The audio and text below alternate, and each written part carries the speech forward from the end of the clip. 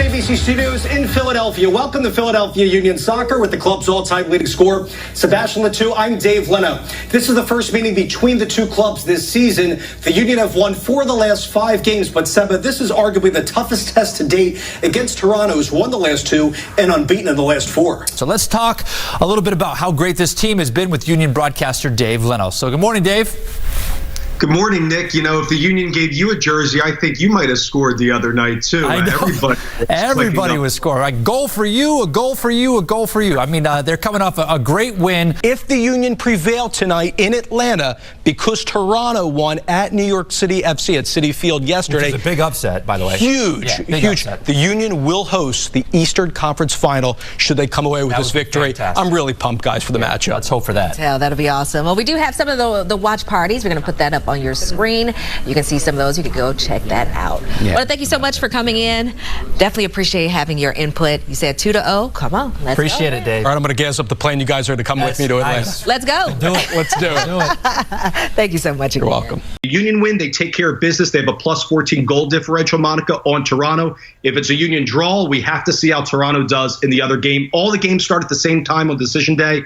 It's going to be really exciting, and I can't wait to call the action on radio. Even more reason to tune in. Thanks so much, Dave. Awesome to talk to you. You too, Monica. All right, go Union. We knew coming into this game that the Union were facing one of the best center-back tandems in Ziegler and Hedges. So what did you make of the partnership tonight of Shabelko and Santos? We saw them multiple times last year playing tonight on the road. How do you think they fared? So let's hand things over to the men in the booth, Dave Leno and Tommy Smith.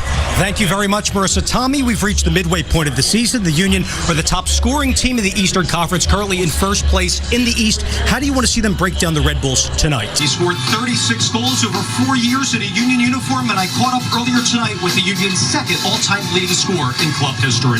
This year with the Chicago Fire, you have 9 goals, which leads the team. What did you challenge yourself in the offseason, and how have you been able to execute that throughout the year that's allowed you to be so successful? Top 7 teams make the playoffs. That number 1 seed gets a first-round bye.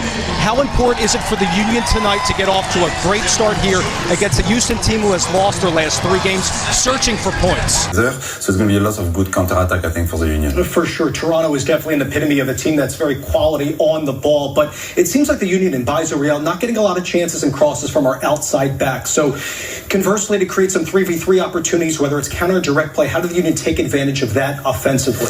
The ability of this team to make adjustments in the latter stretches of games this year, that's really important. In the regular season, they had 37 second-half goals. So even when this club is down going into the locker room, they have a lot of fight. Yeah, and they were down 2-0 in that game, and kind of thinking that, oh boy, where are we at? But they came back, they fought hard, as you said. One of the things I've noticed through the season about this team is that it always seems like someone else is making a contribution. In this particular game, Fabian had the big goal at the very end, but then of course you got the guy, the stud, Bedoya, who's always there around, hanging around. But so many guys kind of contribute. What do you think the big reason is that this team has had so much success this year? Well, I give credit to the coaching staff. Like I said right off the top, there's 14 different goal scorers for the club this year, but I think it is a minimum of 2 guys at each position. Going back to the last couple of years, that's been really key for the club, especially in a 34-game regular season schedule. And you have to have scoring from a multitude of positions. It can't just be the guy up top.